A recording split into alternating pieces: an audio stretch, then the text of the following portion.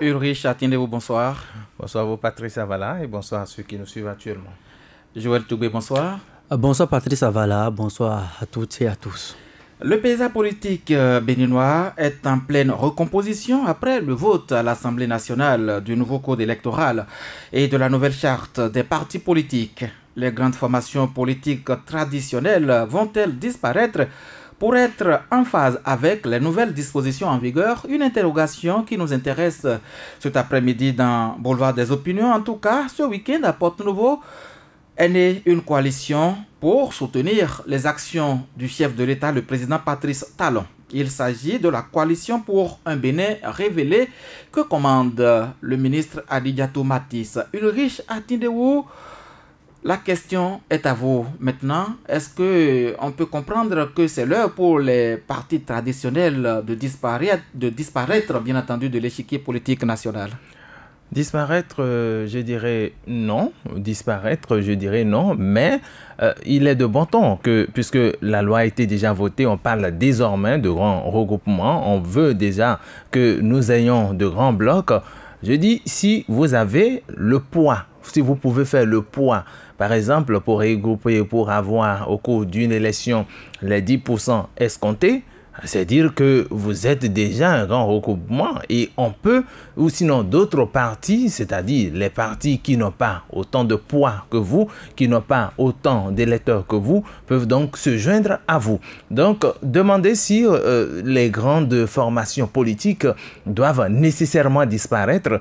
Je ne dirais pas, je dirais non. Peut-être encore oui, ils peuvent fusionner avec d'autres si entre-temps, ces partis qui s'ajoutaient à ces grands blocs ou à ces partis politiques connus depuis peut-être déjà le renouveau démocratique, si ces partis acceptaient donc que d'autres partis viennent s'ajouter à eux et qu'ils s'entendent par rapport donc à un clause, s'ils s'entendent par rapport à un minimum, ils peuvent peut-être changer de nom, ils peuvent changer de directive, ils peuvent peut-être changer dans la mesure du possible d'idéologie. Bon, encore que quand on parle d'idéologie, je me demande si à la veille des élections, puisque regardez un peu le contexte dans lequel la loi a été votée à l'Assemblée, nous sommes aujourd'hui déjà à la veille des élections. Nous sommes déjà en plein pré-campagne, je dirais. Donc, la période, elle est venue un peu précipitamment, ou du moins,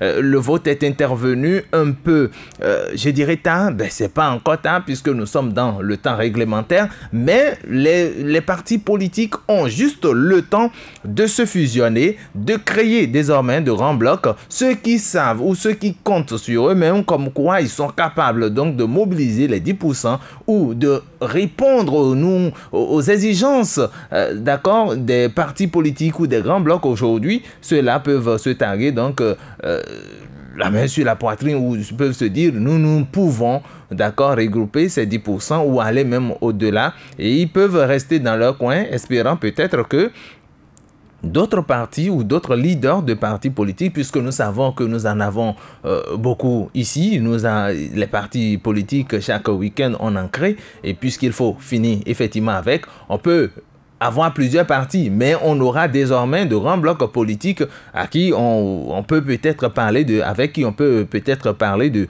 financement des partis politiques en République du Bénin. Donc la question, elle est là.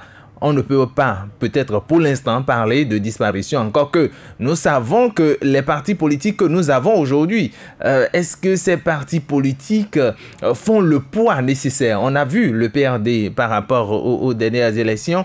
Quand je parle du PRD, parce que c'est pratiquement le seul qui reste pratiquement, parce qu'on a vu la RB entre-temps avec 39 ou 27 députés pratiquement à l'Assemblée nationale, mais à un moment donné, ça a chuté complètement.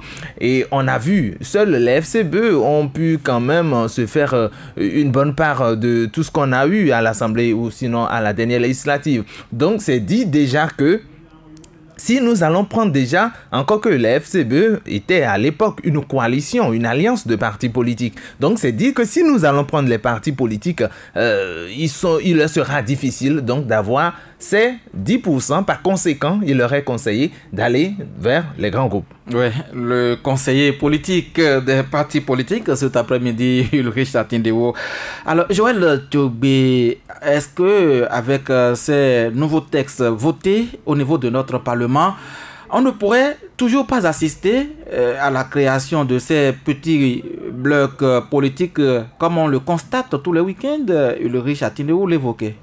Non, je pense que la question sur la disparition ou pas des grands blocs ou bien des partis politiques traditionnels dans notre pays, le Bénin, et cette question, c'est une problématique qui absolument devra être réglée.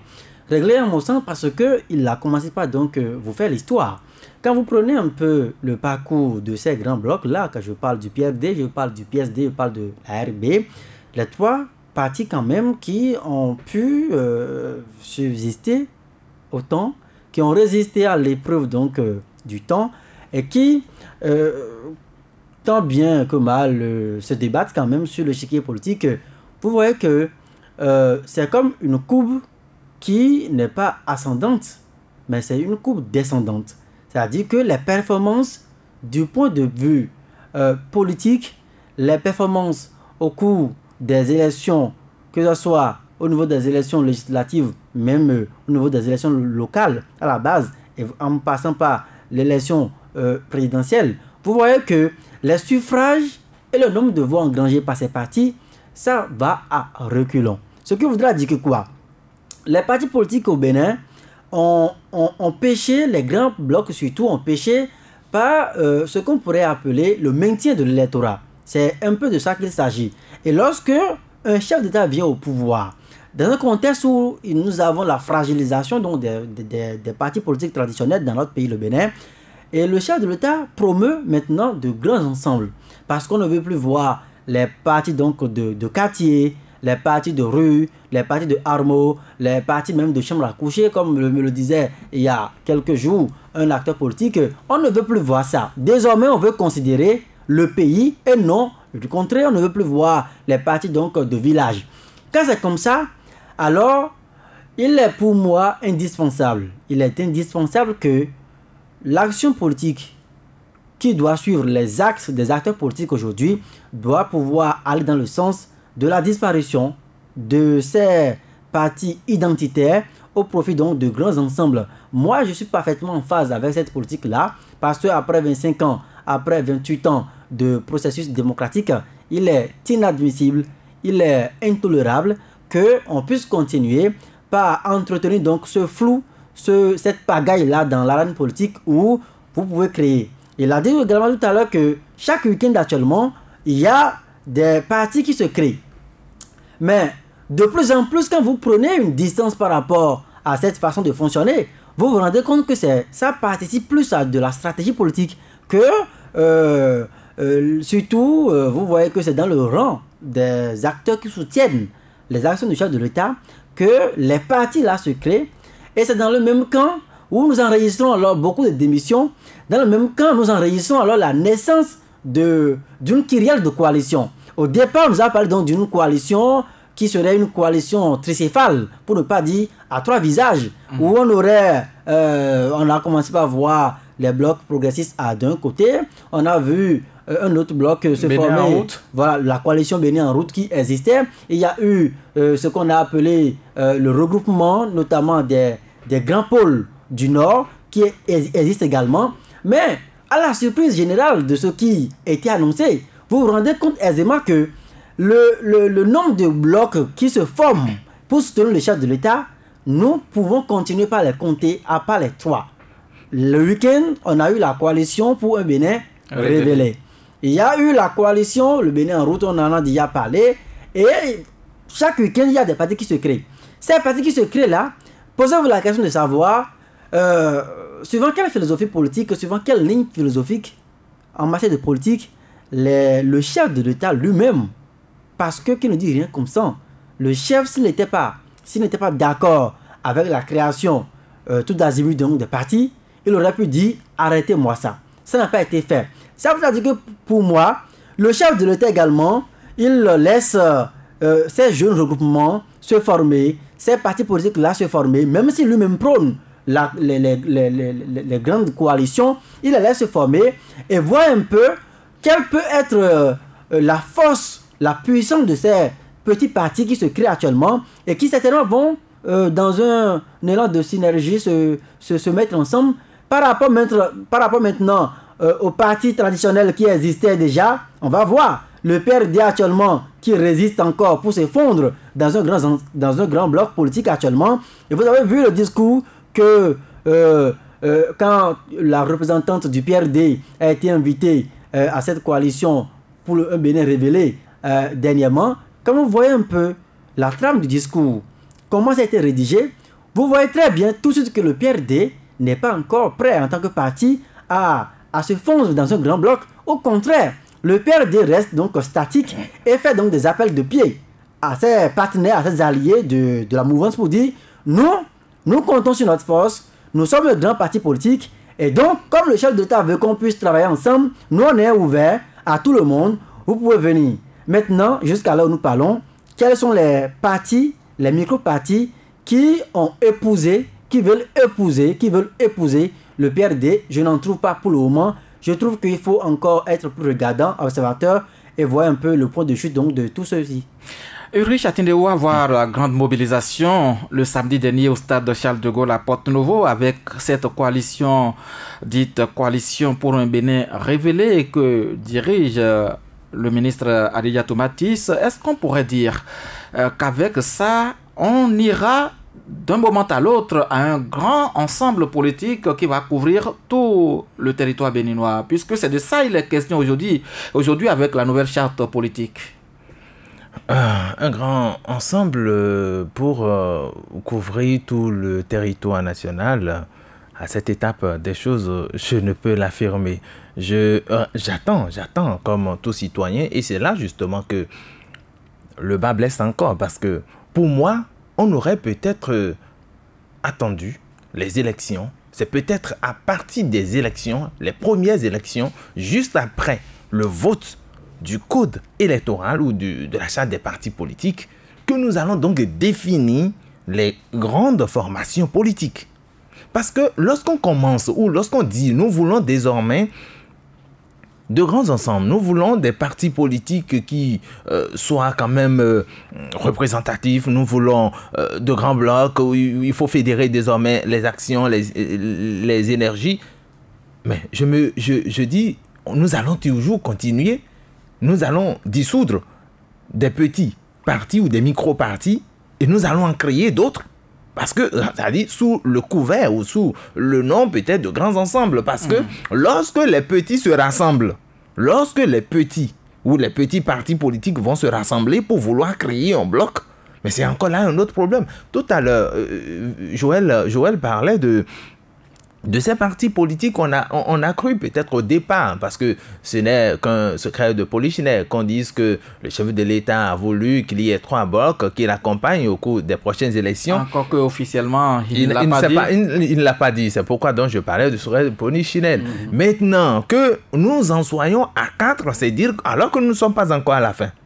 Nous ne sommes pas encore à la fin, c'est dire qu'on peut encore avoir... Le PRD est toujours là. Le PRD est toujours là. Même si aujourd'hui, il y a des dissensions, d'aucuns disent, écoutez, j'ai démissionné, je rallie tel regroupement politique simplement parce que, bon, enfin, on va y arriver tout à l'heure. Nous y arriverons, d'accord. Donc, c'est dit déjà que les micro-partis continuent d'être créés, on continue. Et c'est là, je dis, la pagaille continue. La pagaille, finir avec les petits ou les micro-partis, nous ne sommes qu'au début.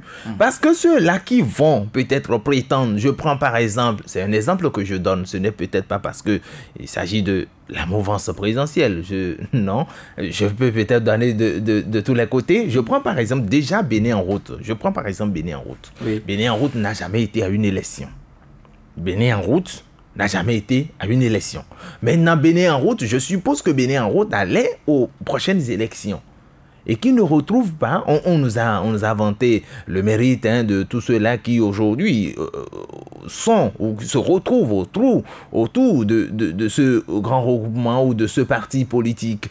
On nous parle des figures de pour qui ont fait leur preuve ailleurs ou dans d'autres partis politiques. Oui. Mais aujourd'hui, est-ce que Bénin en route est capable de retrouver ou de réunir les 10%? Et c'est pourquoi je me dis, je comprends aisément les députés dans leur démarche quand ils disent désormais nous voulons des députés, bon c'est vrai, le député a une envergure nationale, ou enfin on ne veut plus aujourd'hui des députés qui soient exclusivement élus dans leur localité. Nous voulons désormais des représentants qui aient quand même une certaine autorité sur le plan national. Nous voulons désormais que ce soit les grands ensembles qui nous proposent cela, parce qu'ils savent également que quand on va vouloir se fier, d'accord, aux partis qui ont déjà des fiefs donnés, ils ne pourront pas se retrouver dedans. Ceux-là, ils peuvent peut-être piocher un peu partout sur l'étendue du territoire national. Ils peuvent avoir les 10% au plan national sans avoir un seul député au plan local. C'est-à-dire dans une circonscription électorale donnée. Ils peuvent avoir les 10% sans pour autant avoir... C'est-à-dire, si on devrait tenir compte de l'ancienne formule, ils peuvent avoir, je suppose, Bénin en route à un seul député, selon l'ancienne formule. Mais quand nous allons nous retrouver, si éventuellement ils avaient les 10%, si nous nous retrouvons dans ce schéma, ils vont peut-être se retrouver avec 5 députés.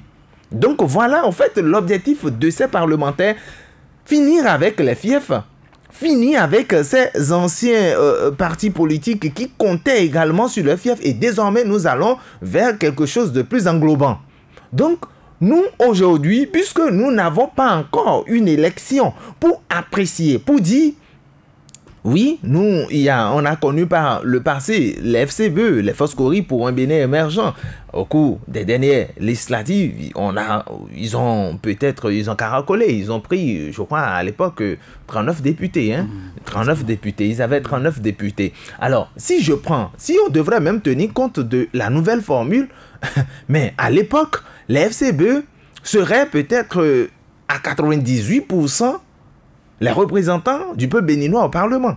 Parce que ils étaient pratiquement les seuls à pouvoir avoir cette marge-là. C'est dire que, c'est pourquoi je dis, si nous voulons réellement aller vers les grands partis politiques ou les grands regroupements, il faut une élection pour jauger, pour apprécier, pour dire tel, nous sélectionnons donc peut-être les 4 premiers. Les 4 premiers constituent donc pour nous, alors à partir de cet instant, on définit les règles avant d'aller au jeu. On définit comme quoi les 4 premiers seront peut-être les grands partis politiques que nous allons donc désormais financer en République du Bénin. Mais lorsque vous ne vous entendez pas sur ça et qu'on dise, écoutez, nous voulons désormais des grands partis politiques ou les grands blocs, j'allais dire politiques, eh bien là, le problème se pose.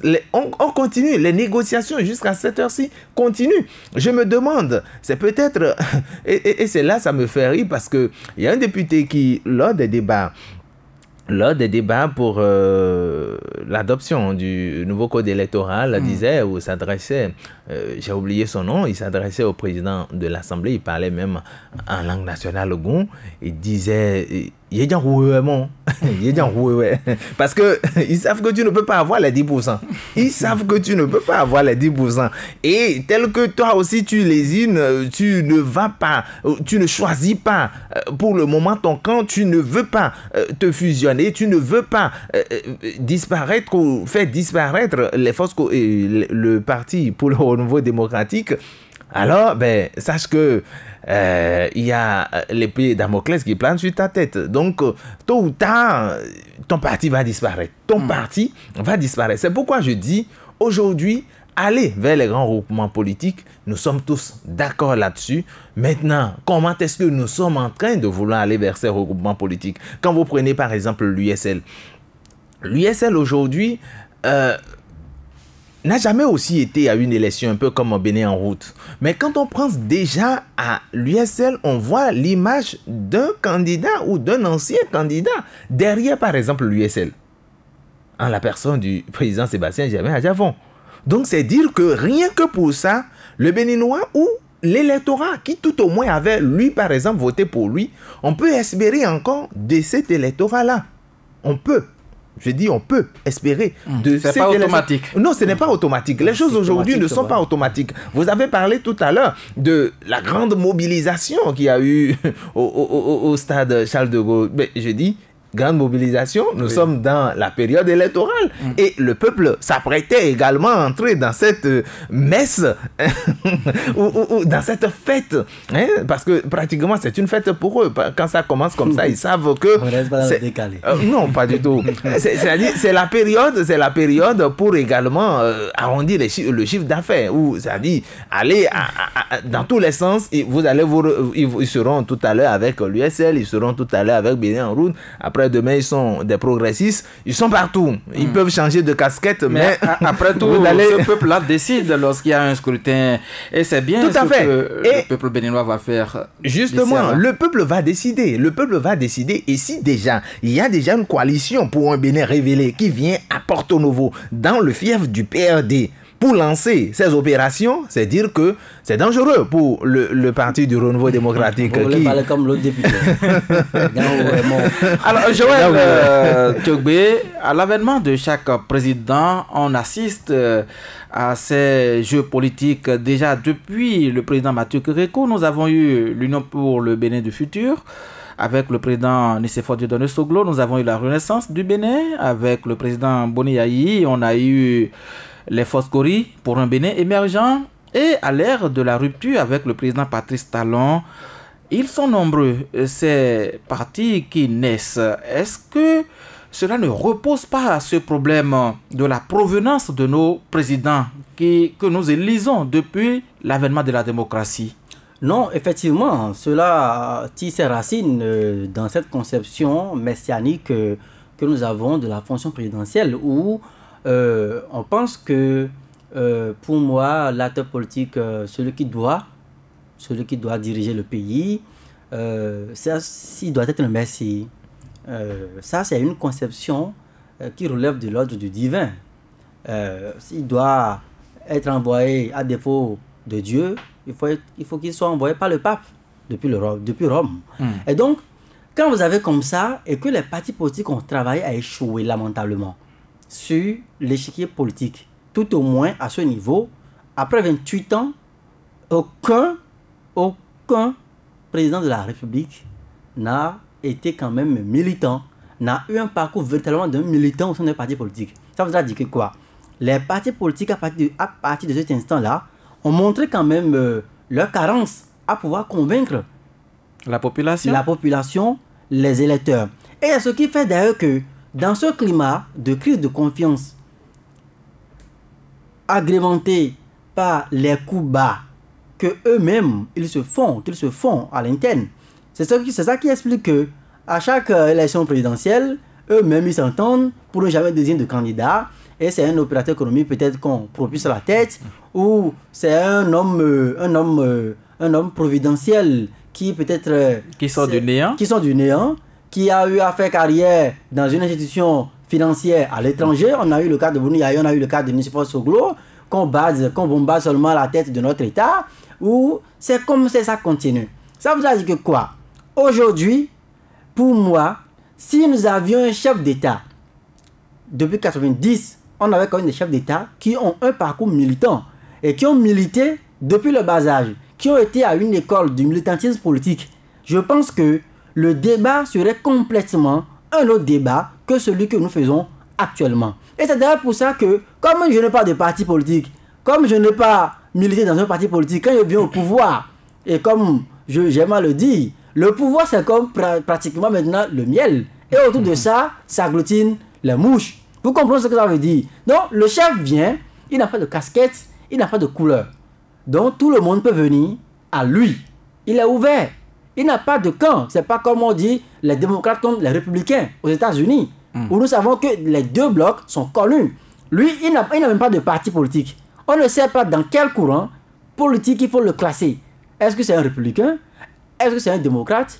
Est-ce que c'est un écolo? Est-ce que c'est un libéral? On ne sait pas du tout. Donc, quand c'est comme ça, sauf que une fois que le type se dresse à la marina, que les soutiens, même les soutiens les plus encombrants, commencent par s'exprimer. Et c'est pour se faire bien voir aussi que on commence à courir pour créer son parti. Les titres ronflants, monsieur le président de tel parti, je vous soutiens indéfectible. Ça commence.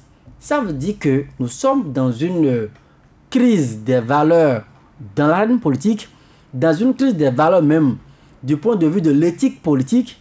Et le chef de l'État, les chefs d'État que nous avons connus depuis 28 ans n'ont pas encore véritablement su canaliser le jeu. Maintenant que l'actuel chef d'État pense qu'il est temps d'arrêter la saignée et qu'il veut lui aussi être un homme providentiel, un homme d'affaires et qui est venu au pouvoir dans un contexte où, vous savez, quand il était candidat, aucun acteur politique pratiquement ne l'a porté, à part quelques résidus d'hommes politiques, quelques 2 ou 4 qui l'ont suivi. Après, nous avons eu la coalition de la rupture. Encore une fois, nous sommes dans des jeux d'alliance pour soutenir quelqu'un au pouvoir. Et c'est, pour moi, c'est ce qui explique d'ailleurs les dénominations qui sont nées de son souhait à voir de grands ensembles se former. Quand vous voyez les partis qui se créent actuellement, vous n'avez pas des partis, en tout cas quand je prends le bloc, on a la coalition pour un Bénin révélé, on a la coalition Bénin en route, on a un bloc des progressistes. Vous voyez toujours que le dénominateur commun, c'est que nous avons des appellations qui font croire et qui laissent entendre que nous avons des partis, mais à l'intérieur, ce sont des petits partis qui sont venus se fusionner, qui sont venus donc former le grand bloc dont il s'agit. Et ça revient au même, parce que nous avons eu l'expérience dans ce pays, vous l'avez cité, de l'UBF, on a eu l'Union fait la nation. Donc, pour moi, véritablement, ça n'a pas changé. Et chercher également à interroger comment on le dirait, l'organisation interne de ces formations politiques dénommées coalition, bloc et tout cela. Vous verrez qu'à l'interne, les gens, pour les informations que j'ai à ma disposition, à l'interne de ces coalitions, on fait tout pour que ceux qui ont des partis politiques et qui sont venus verser leurs partis politiques pour se fondre dans le grand bloc aient également un titre de président dans le bloc dont on parle. Donc, un président qui est là, mais tout le monde vice-président, telle personne, parce que vous avez tel parti, vice-président. Et comme in fine pour moi, pour être vice-président dans un grand bloc actuellement, oui, il faut aller créer d'abord son parti. Et là, vous viendrez vendre ce que vous avez pour pouvoir avoir droit de citer. Donc, si on ne corrige pas le mal à la racine, à la source, et qu'on veut faire de la figuration, nous aurons effectivement, comme Ulrich l'a dit, des partis et qui vont projeter l'image d'être des partis, de grands partis, mais à l'interne, on aura toujours ces rivalités, et j'aime mon parti, j'aime mon territoire, et vous verrez également sur le positionnement pour les législatives. Moi, j'attends de voir comment ça va se passer. Quand quelqu'un, par exemple, est de l'EME, et qui sait que dès qu'il se hasarde à se positionner dans le mono, on peut le positionner. Ton parti peut décider de te positionner dans le mono alors que tu es de l'EME. Oui. Parce que nous avons désormais, comme l'a dit le secrétaire général adjoint chargé des questions stratégiques de l'USL, on a désormais créé de façon virtuelle une 25e circonscription électorale qui se dénomme le plan national. Ça veut dire que quoi? Tu peux être positionné partout quand même si tu es dans un parti politique. Mais vous verrez, même je mets au défi, même le président adjoint Mbedi, il n'a qu'à aller compétir dans le Monokoufo pour voir s'il va passer. Donc voilà, vice-versa. Quand Bruno Amoussou a compétit peut-être dans le mai pour voir s'il va passer. Donc c'est un peu de ça qu'il s'agit. Nous sommes dans la figuration, l'idée en elle-même, elle est bonne, mais pour moi, les stratégies pour finir cela, ça pêche encore un peu par naïveté. Ulrich Atineo, le samedi dernier au stade Charles de Gaulle de Porto-Novo, la présidente ou la coordonnatrice générale de Bénin, de la coalition pour un Bénin révélé, disait que la CBR a pour mission de définir et de mettre en œuvre une stratégie commune pour aborder les élections locales, communales, municipales, législatives et présidentielles, et que la CBR a pour mission de conquérir, exercer et gérer ensemble le pouvoir d'État pour un développement harmonieux, durable et équilibré de toute la nation béninoise. Et lorsqu'on sait que la CBR est dans une circonscription où se trouve le Parti du Renouveau démocratique, vous l'évoquiez tout à l'heure, est-ce qu'on n'aura pas affaire à deux blocs déjà pour l'instant qui vont s'affronter véritablement sur le terrain, et quelle sera la chance que la CBR aura face au PRD dans la 19e par exemple? Bon, d'abord, avec la citation de la ministre Alidato Martis, il faut reconnaître que c'est l'objectif de tout parti politique, conquérir le pouvoir et puis et tout, quoi. Jusqu'à la présidentielle.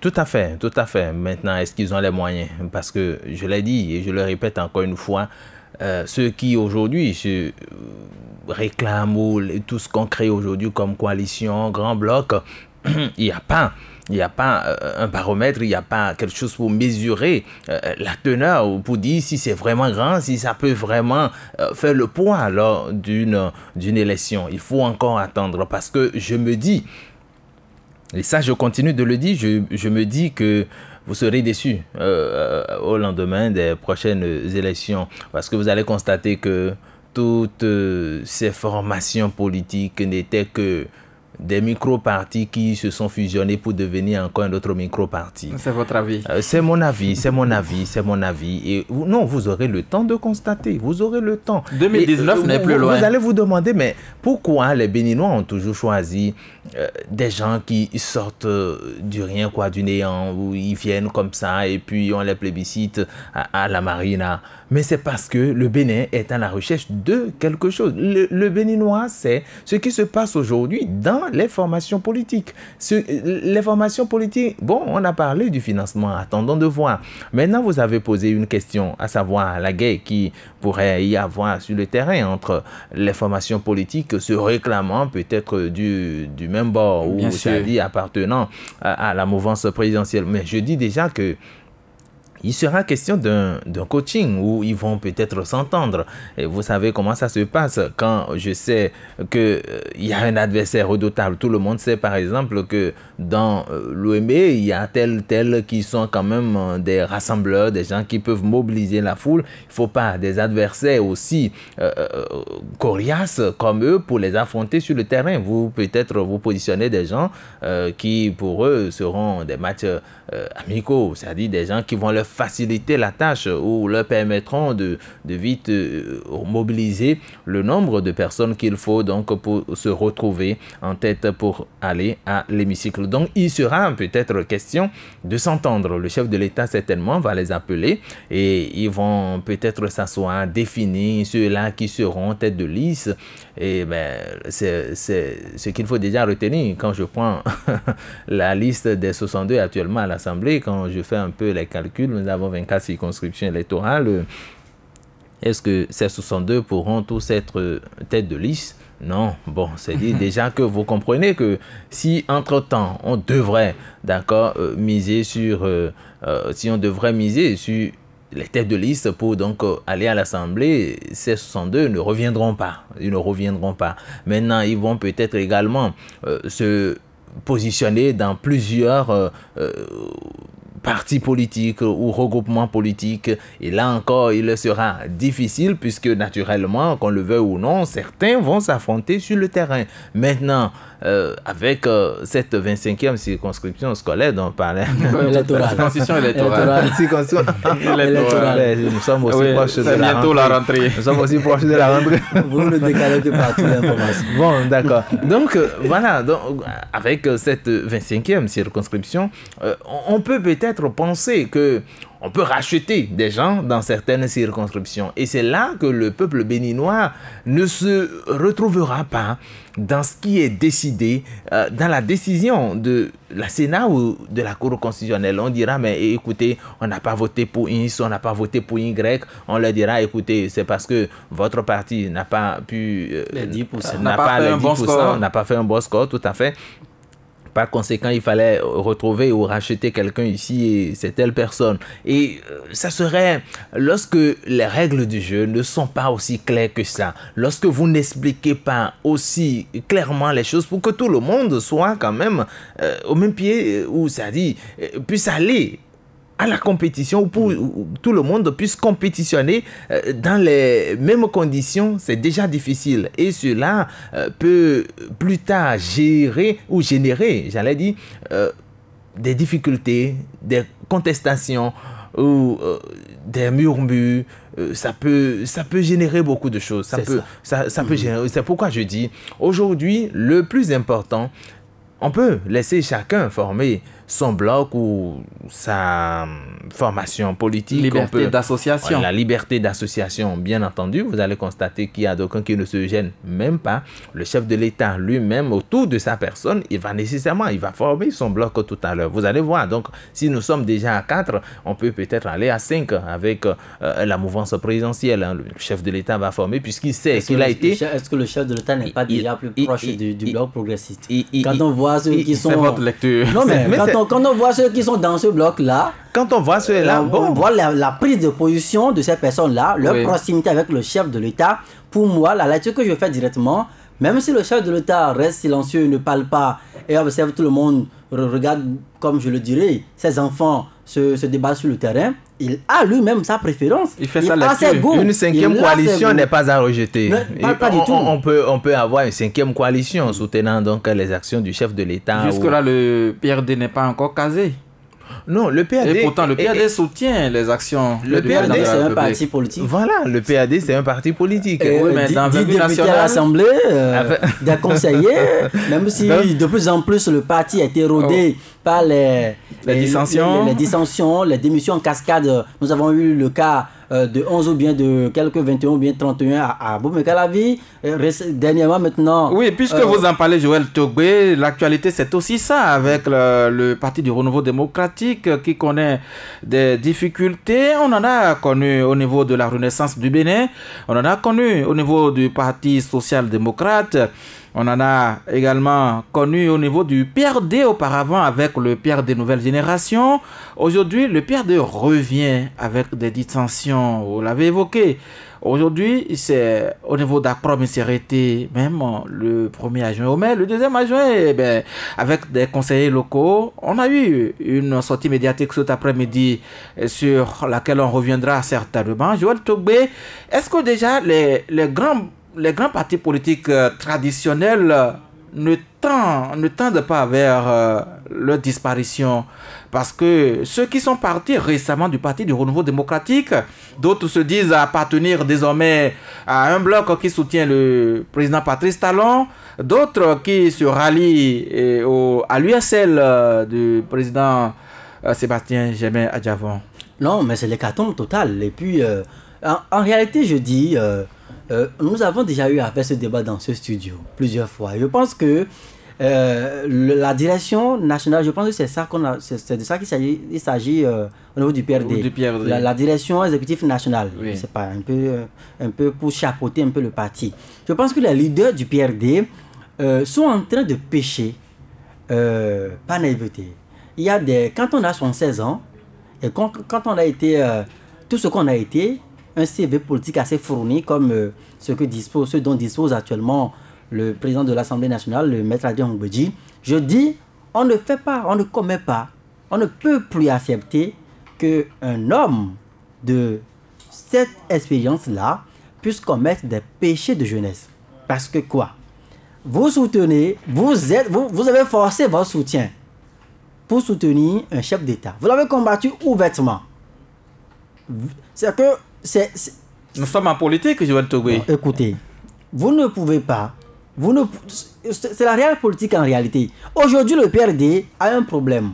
Le problème du PRD, c'est que le PRD, comme je l'ai dit, c'est un parti identitaire ancré dans une zone de notre pays, le Bénin. Et quand on note le PRD de Lomé-le-Plateau, le PRD n'existe pas. On est d'accord sur ça. Alors, le problème du PRD, ils ont forcé un soutien pour soutenir quelqu'un. Alors, quand la personne que vous êtes venu, vous avez forcé l'amitié, mais vous êtes en position de faiblesse. C'est de ça qu'il s'agit. Le PRD est en position de faiblesse aujourd'hui, malgré que c'est un parti qui a 10 députés et tout ça là. Mais il y a d'abord le précaré du chef de l'État.